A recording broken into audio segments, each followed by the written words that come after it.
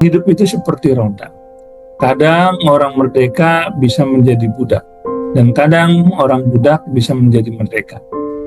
Satu-satunya yang bisa merubah itu bukan harta.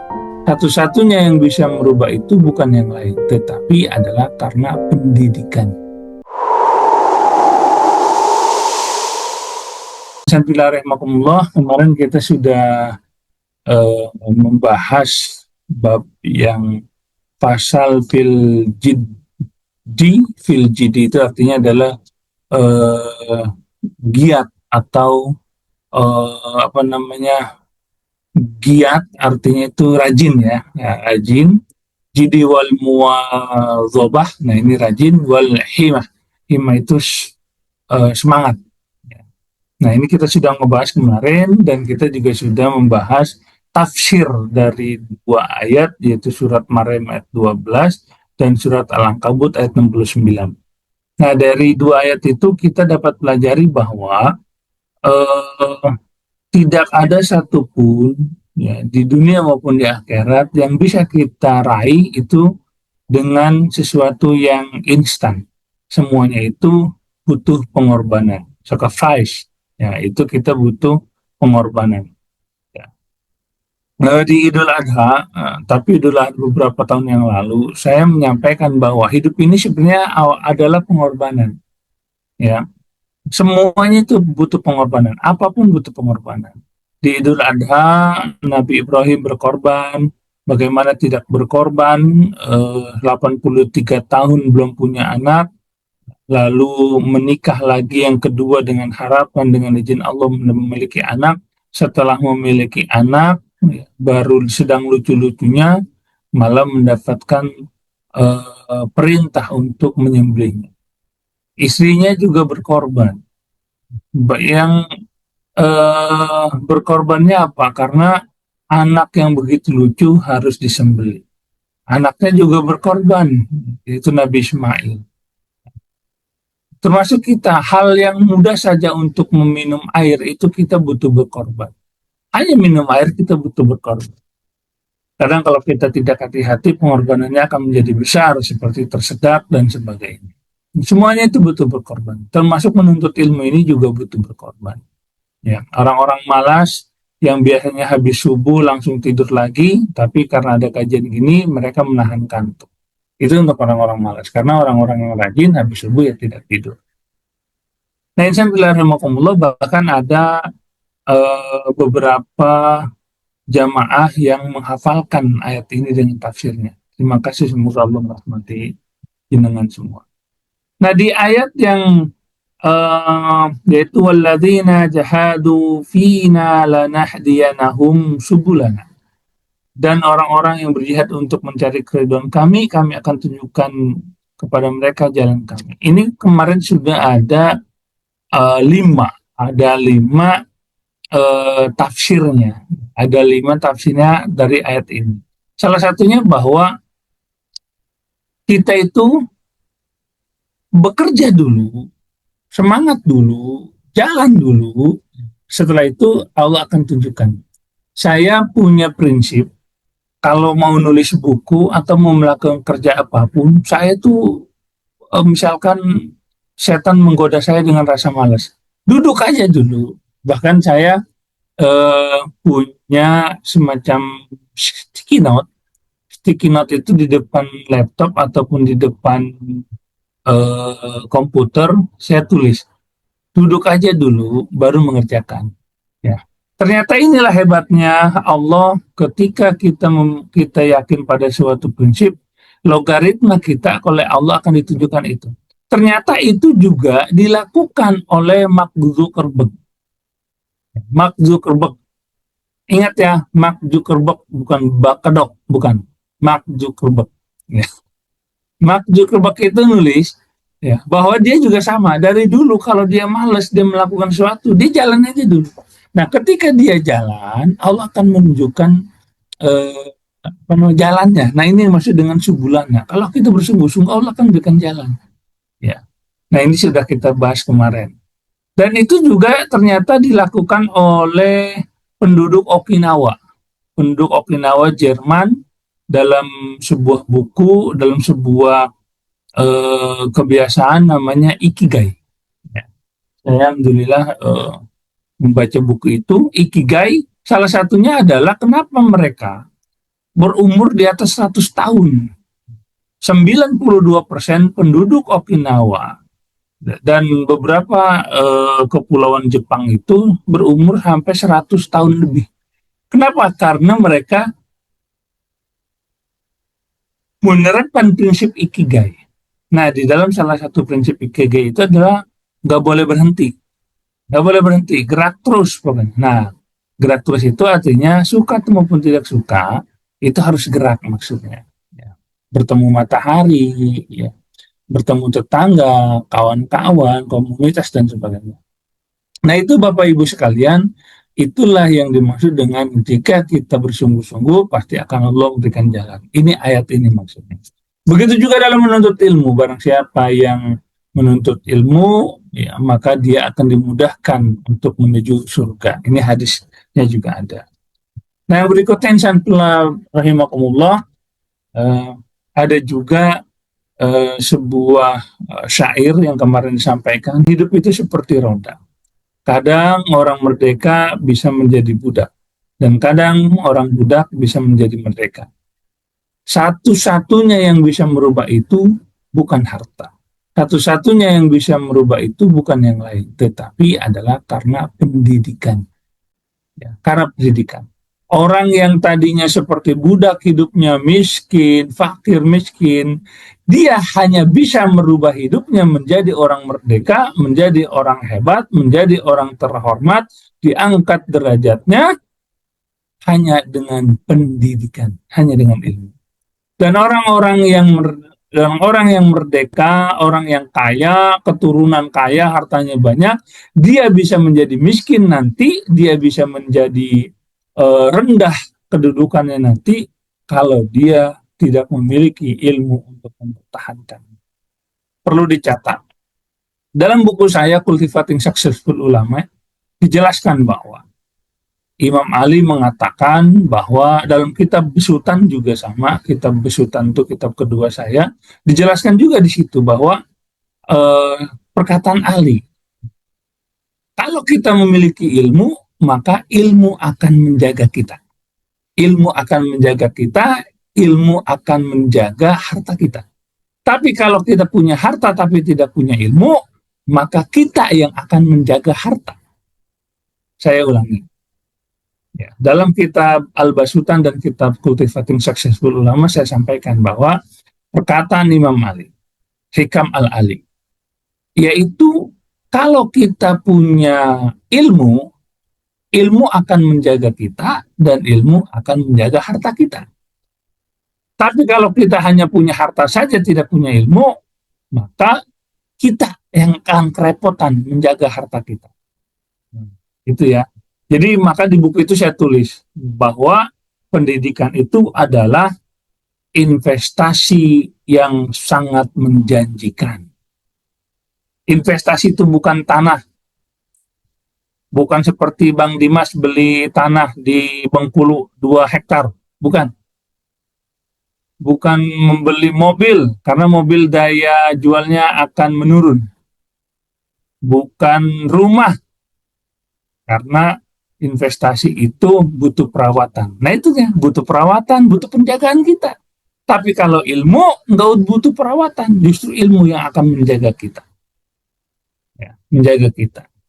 Nih, ibu bapak sekalian, contoh kecil saja kalau kita berilmu, ya, kita akan menjaga diri kita dari perbuatan-perbuatan yang tercela. Bahkan tidak beradab saja Allah akan jaga, karena kita berilmu. Sebagai contoh, kita memiliki ilmu, kita dipandang oleh orang, kita disebut ustadz, disebut ustazah, disebut ulama, jadi marozan, jadi tempat bertanya orang. Kita ingin melakukan dosa, itu ilmu akan menasihati kita. Melalui apa? Melalui hati. Ini yang dimaksud dengan Rasulullah. Sesungguhnya ya orang-orang berilmu nih ya. Rasulullah bersabda kepada sahabat yang tentu saja sahabat itu memiliki ilmu. Ya.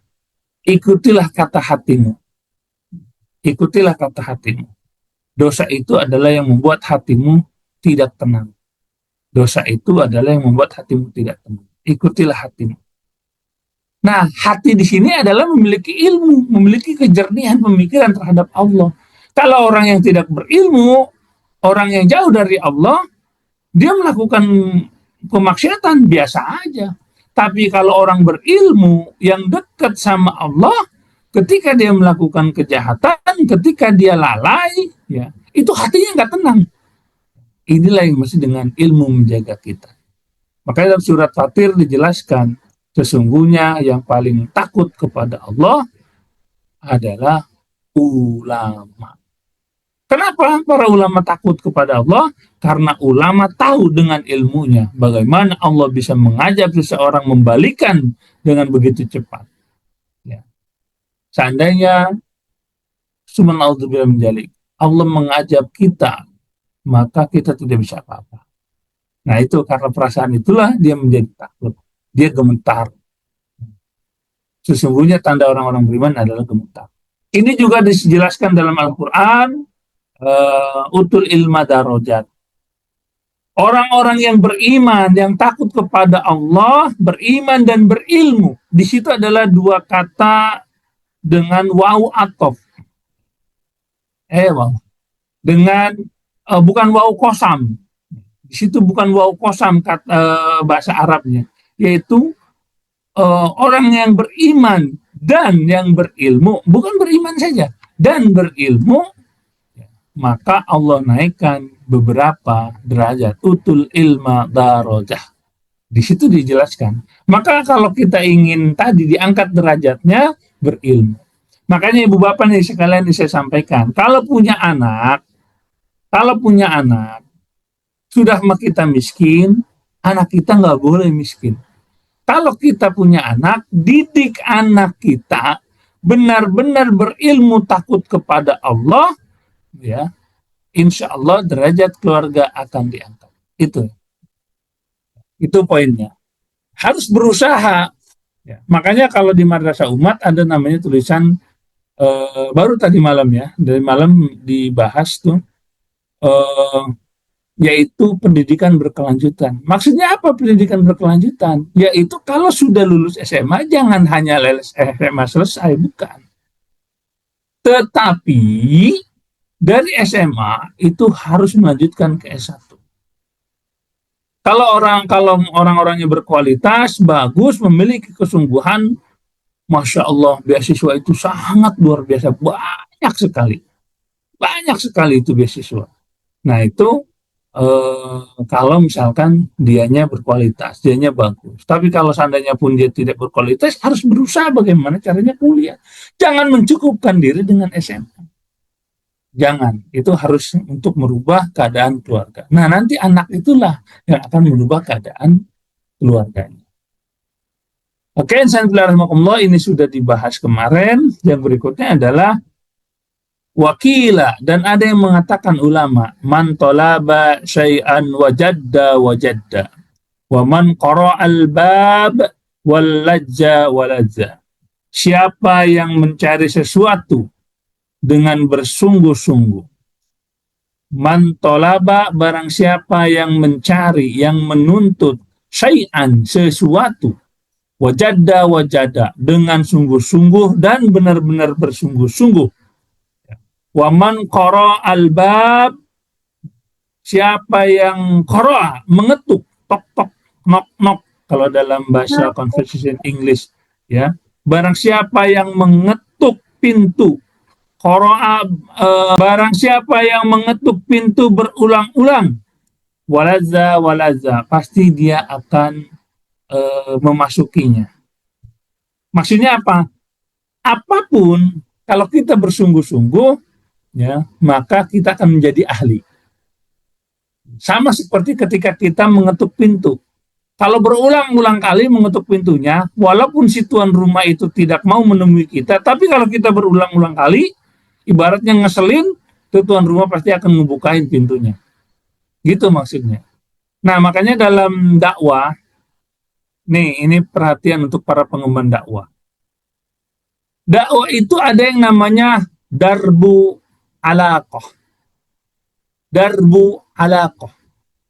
Darbu alaqah ini adalah bagian daripada dukul mujtama, merubah masyarakat dengan memasuki masyarakat.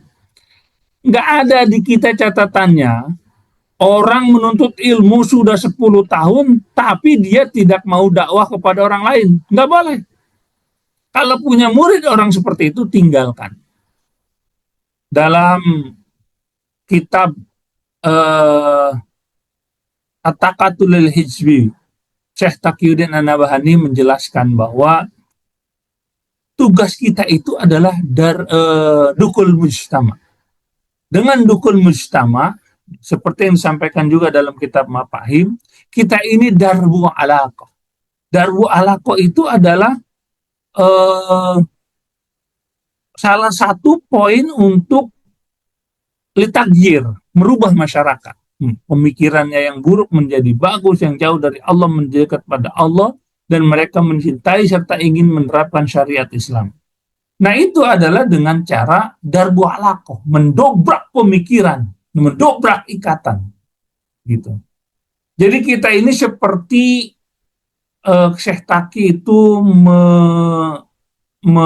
mentamsilkan itu seperti wajan yang berisi air yang ditutup rapat. Nah, kita darbu alaqahnya itu seperti api yang di bawahnya.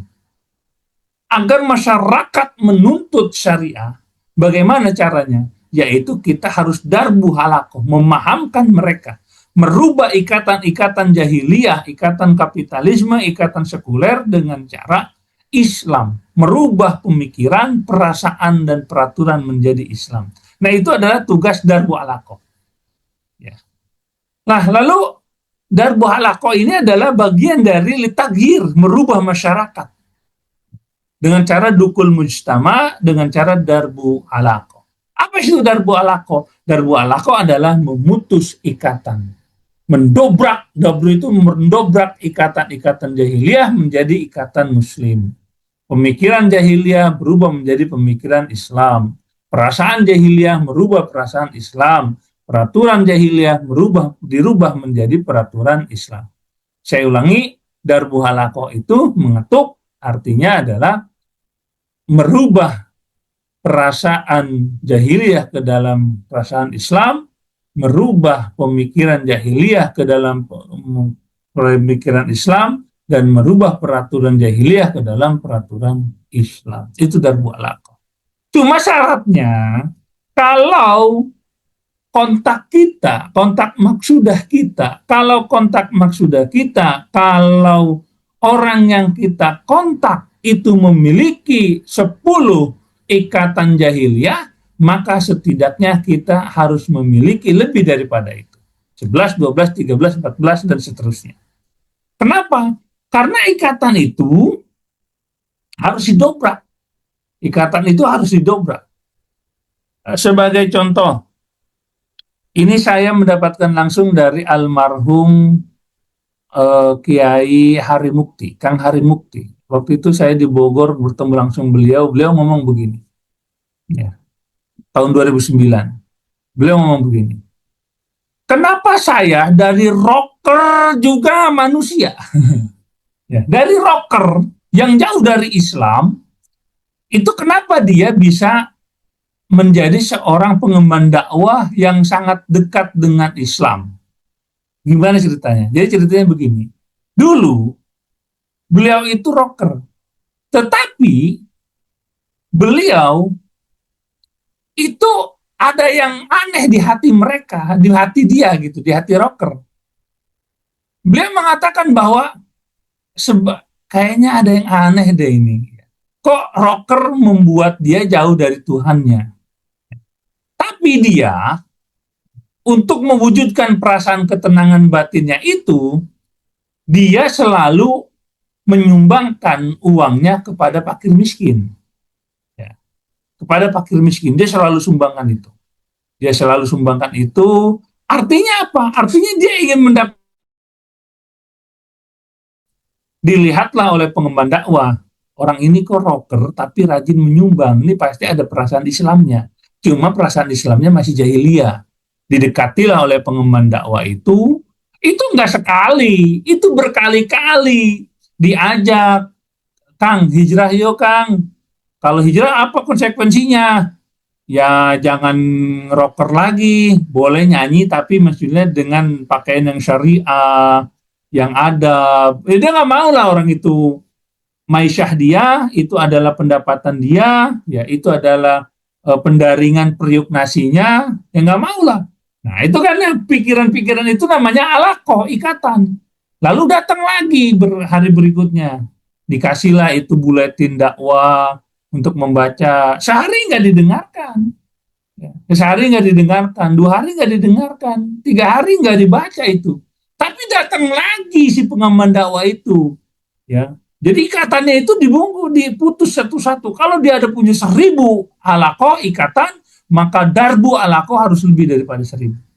Dia datang lagi, ayo Kang, gimana kalau kita ada acara nih Kang, ada acara. Ya Kang Hari Mukti diajak, dia nggak mau. Tapi berikut-berikutnya, kok dia punya pikiran. Ini tadi, ketuk di pintu, berketuk berkali-kali pasti akan dibuka. Lalu Kang Hari Mukti berpikiran, ini kenapa orang kok datang ya, digaji enggak, dibayar enggak, tapi dia ngajak saya dulu ke Islam, ini kayaknya menarik nih. Barulah diajak ngobrol, sini Kang, Calik, duduk, ngobrol, gitu. Nah, ditanyalah, kamu ini dari mana, gitu kan.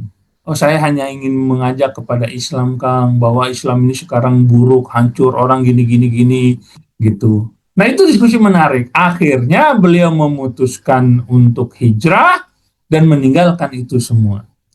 Terakhir beliau menyampaikan, saya masih ingat almarhum menyampaikan waktu itu di Bogor, itu gitarnya itu ditawar itu sampai ratusan juta kalau tidak salah. Nah beliau tidak jual karena sayang.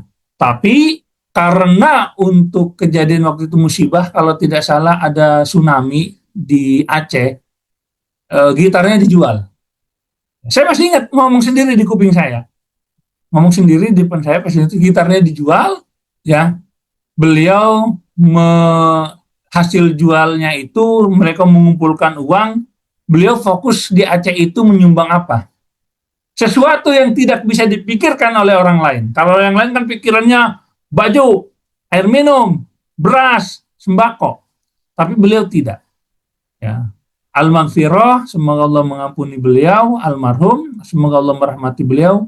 Beliau fokus membeli softtek, pembalut wanita. Jadi uang dikumpulkan begitu banyak, beliau fokus kepada membeli pembalut wanita. Sesuatu yang dilupakan oleh siapapun pada kesan itu. Padahal itu juga penting. Nah ini kenapa dari orang yang tadi bertentangan dengan Islam, seorang rocker, ya tidak semua rocker bertentangan dengan Islam, tetapi pada waktu itu yang beliau rasakan, beliau jauh dari Islam, beliau jauh dari Allah, tetapi hatinya lembut, memahami kebutuhan fakir miskin dan orang-orang yang butuh, sehingga di darbu halakoh, didobrak oleh pengemban dakwah, ya waktu itu beliau sendiri mengatakan pada waktu itu bimbang dan luar biasa. Ketika dalam bimbang dihajar lagi dengan darbu halakoh oleh pengemban dakwah. Terus menerus sampai beliau hijrah.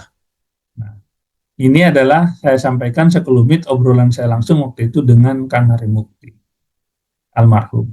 Nah itu adalah darbu halakoh. Terus menerus didobrak-dobrak. Begitu juga kita. Barang siapa yang mencari sesuatu dengan sungguh-sungguh, waman qara'al bab, barang siapa yang mengetuk pintu berkali-kali, walaza, berkali-kali, itu pasti akan terbuka juga pintu itu. Gitu ya. Makanya buku ini luar biasa. Nah begitu juga antum semua yang menuntut ilmu, jangan hanya fokus hanya di situ, tetapi harus darbu halakoh. Kita harus taghyir masyarakat. Dengan cara apa? Dengan dukul mujtama, dengan masuk ke dalam masyarakat. Di dukul mujtama, masyarakat masuk ngapain aja?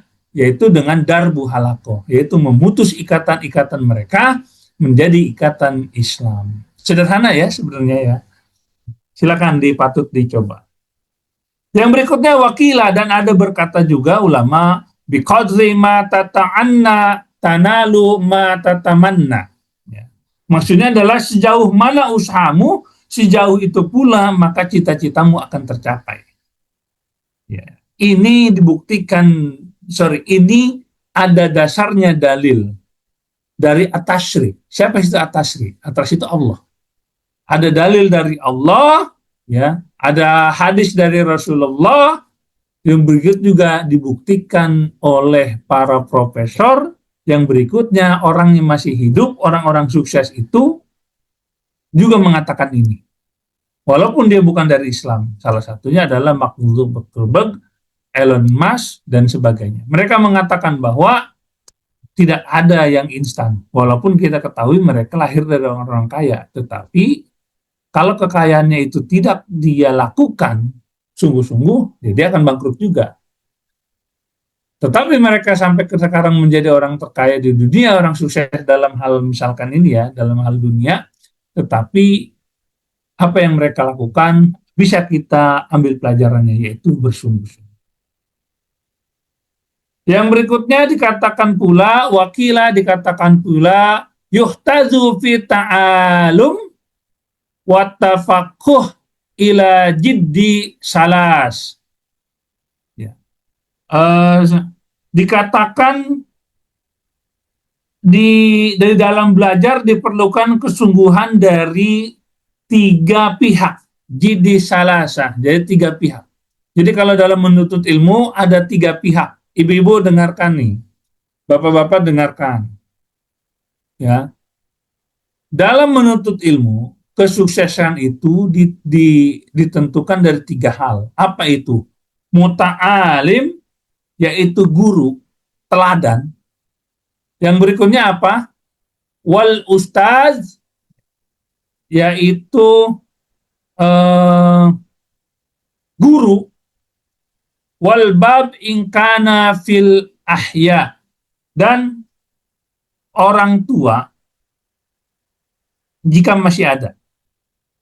Muta'alim, murid. Oh ya, muta'alim itu murid maksudnya. Jadi kesuksesan menuntut ilmu itu ditentukan oleh 3 hal.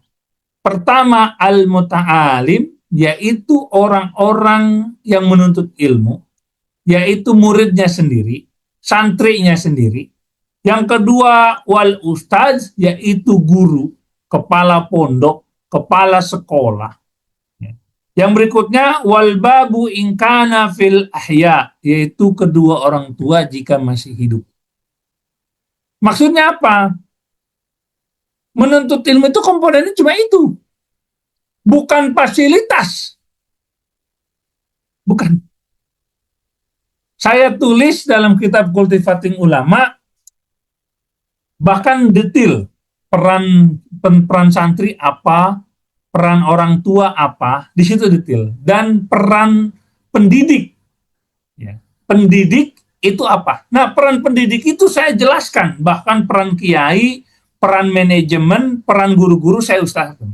Di situ saya jelaskan juga ada yang namanya ilmu pemasaran, Kotler dan Hermawan Kertajasa, yaitu pemasaran 7.0 V.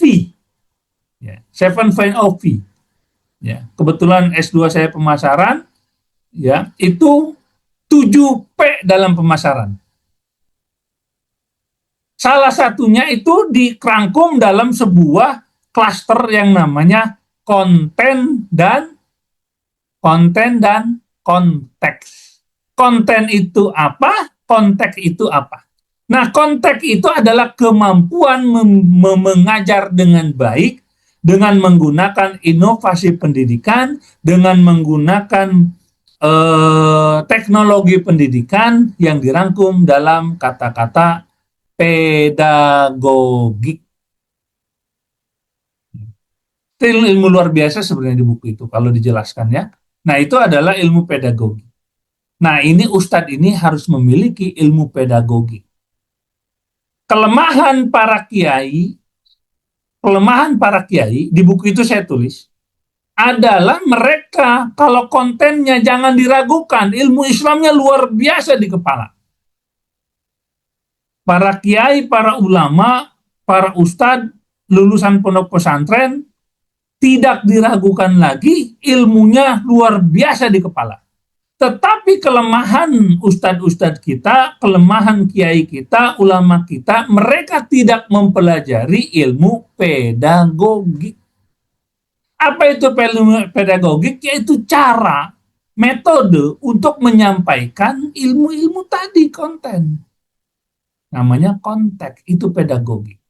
Akibatnya apa? Akibatnya Islam tidak menarik. Belajar Islam tidak menarik, Islam ditinggalkan. Lantaran apa? Cara menyampaikannya tidak menarik.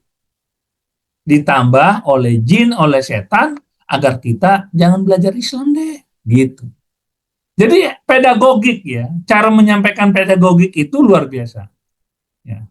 Pedagogik itu ada kita harus jadi komando, harus menjadi ayah, harus menjadi teman.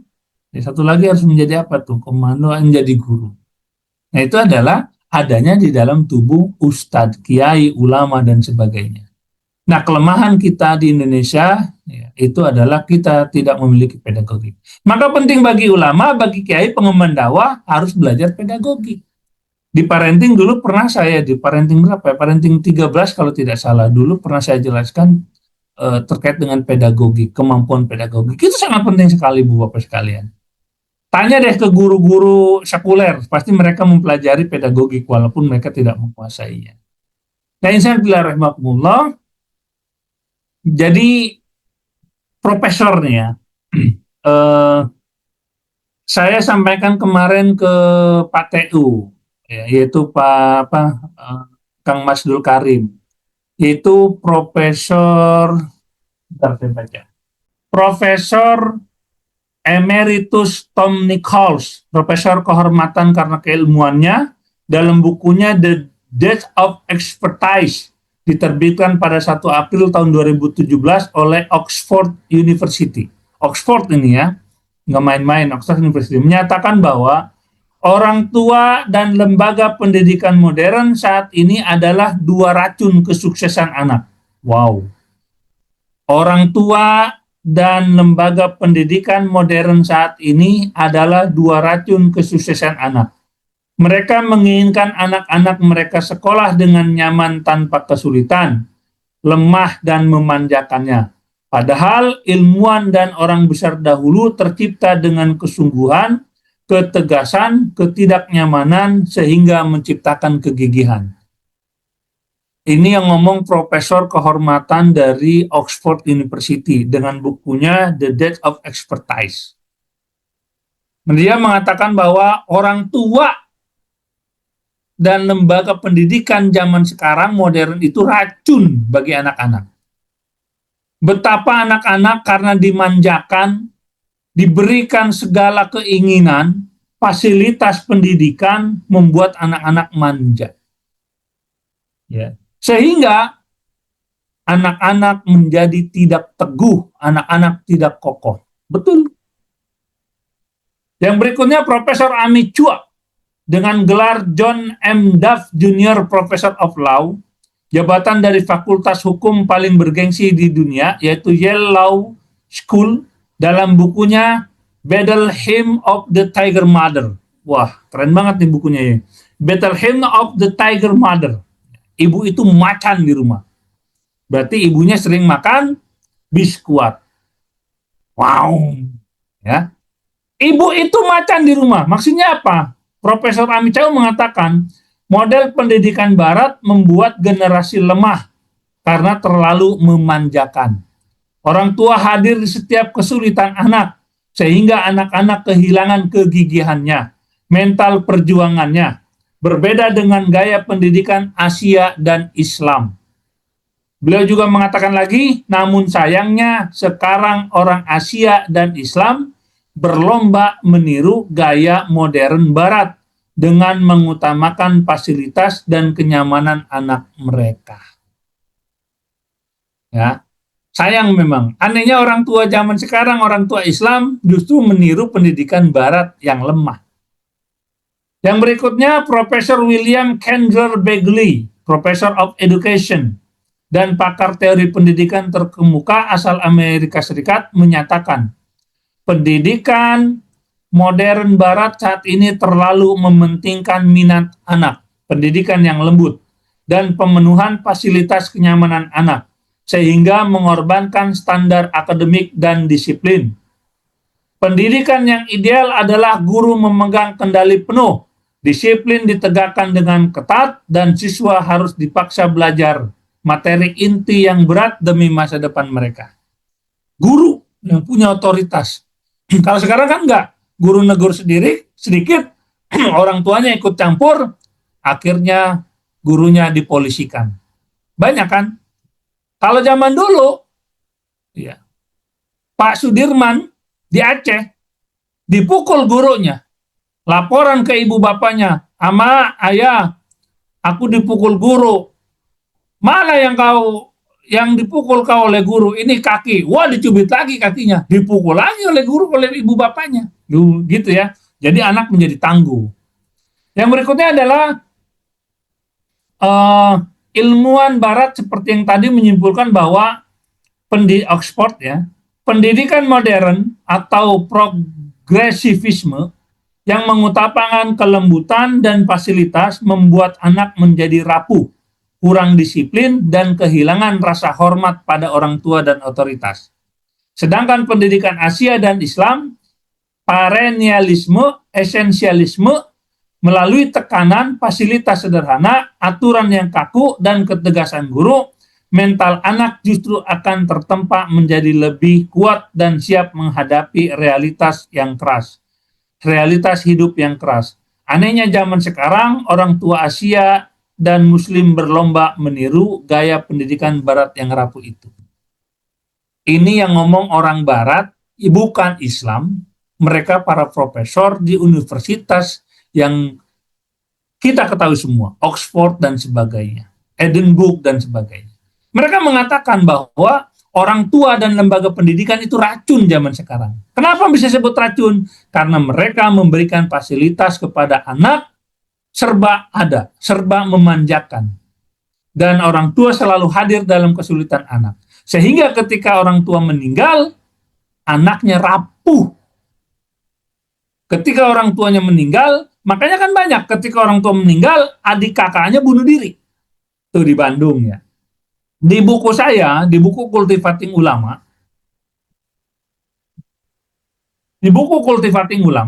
ya, silahkan beli di Shopee kalau tidak salah masih ada. Itu saya jelaskan di Bekasi, di Bandung, ada adik kakak bunuh diri. Gara-gara apa? Berselang beberapa hari, ayah ibu bapaknya meninggal. Saya ulangi, ada anak-anak adik kakak bunuh diri bareng di Bekasi dan di Bandung. Beberapa hari setelah orang tuanya meninggal. Kenapa? Karena rapuh. Kedua anak ini selalu dimanja kedua orang tuanya. Ketika yang memanjakannya meninggal dunia, dia bingung mau ngapain. Dia rapuh, tidak bisa menyelesaikan masalahnya dalam kehidupan keras ini. Hingga mereka memutuskan bunuh diri. Ada di buku itu. Nah, jadi ibu bapak sekalian, kalau ibu bapak memanjakan anak-anak ibu bapak, berarti ibu bapak itu menginginkan anak-anak ibu bapak itu jadi lebay, jadi letoy, jadi lemah, jadi rapuh. Ya, kadang-kadang menginformasikan kepada orang tua, dia anak itu kadang-kadang cuma ingin didengar ibu bapak. Jangan selalu diambil ini, jangan. Ya. Anak saya kuliah di Ningxia Medical University. Di Ningxia, dekat Kazakhstan, dekat Uighur. Dekat Uighur, itu di Tiongkok, dekat Kazakhstan, dekat Urumqi. Saya pernah ke sana. Japira Islam di Ningxia, awal-awal itu beradaptasi. Beradaptasi, bayangkan ibu bapak. Seorang anak muda, tinggal jauh dari ibu bapaknya, harus berkenalan dengan orang Spanyol, dengan orang Uni Emirat, dengan Pakistan, dengan Iran, dengan Saudi, dengan Emirat, dengan Qatar, terus dengan negara-negara Afrika sebagian. Mereka ngumpul dalam sebuah tempat, dalam sebuah asrama, yaitu kelas internasional. Bayangkan, ya, cara ngomongnya gimana, asimilasi kebudayaannya gimana. Kalau dia tidak memiliki ketangguhan, ibu bapak sekalian, itu pasti sudah nyerah. Saya pantau aja, saya dengarkan curhatannya. Nggak perlu kita tiba-tiba responsif. Anak saya nih capek, lelah, nggak usah, biarkan saja. Anak itu hanya perlu didengar. Sebagai contoh, anak mondok dalam seminggu dikasih kesempatan untuk memasak, itu bagus untuk mendidik dia. Ketika anaknya curhat ke orang tuanya, ayah, ibu, aku di pondok ini nyuci piring, aku di pondok ini memasak. Ibu-ibunya responsif. Salah. Justru biarkan. Oh ya nak, semangat ya nak. Nak butuh apa? Kita support, kita doain ya. Semangat pokoknya nak. Anak itu pengen dipuji, anak itu pengen didengarkan. Tidak perlu kita masuk ke ruang itu, ya udah nak jangan nyuci lagi, ya udah nak jangan masak lagi. Salah. Justru itu adalah pendidikan intinya, yaitu kemandirian. Penelitian dari Harvard University terhadap 70.000 anak-anak ya, itu mengatakan bahwa anak-anak yang dilatih ketika kecilnya melakukan pekerjaan-pekerjaan rumah seperti memasak, mengepel, mencuci, dan mandiri, mereka justru 75% menjadi sukses dibandingkan orang-orang yang tidak diberikan pekerjaan untuk mandiri. Ya, itu yang ngomong orang Harvard. Nah, itu sudah saya jelaskan di YouTube kita. Nah, insan fillah rahimakumullah cukup untuk didengarkan. Oh iya, nah, dan sebagainya. Gitu ya. Nah, insan fillah rahimakumullah, apa hubungannya dengan ini? Yaitu kesuksesan itu tergantung anaknya sendiri, tergantung kurikulum dan ustadznya. Yang berikutnya adalah orang tua. Anaknya bagus, semangat. Ustadznya bagus, kurikulumnya bagus. Orang tuanya lebay. Banyak. Anaknya bagus, ya. Orang tuanya bagus, tapi sekolahnya jelek. Ustadznya jelek, pendirinya jelek. Ya, banyak pelecehan, banyak pencabulan. Nah, itu di mana-mana. Kadang orang tuanya ingin gurunya mantep, kurikulumnya mantep, tetapi anaknya yang tadi sudah kena racun gadget dan sebagainya.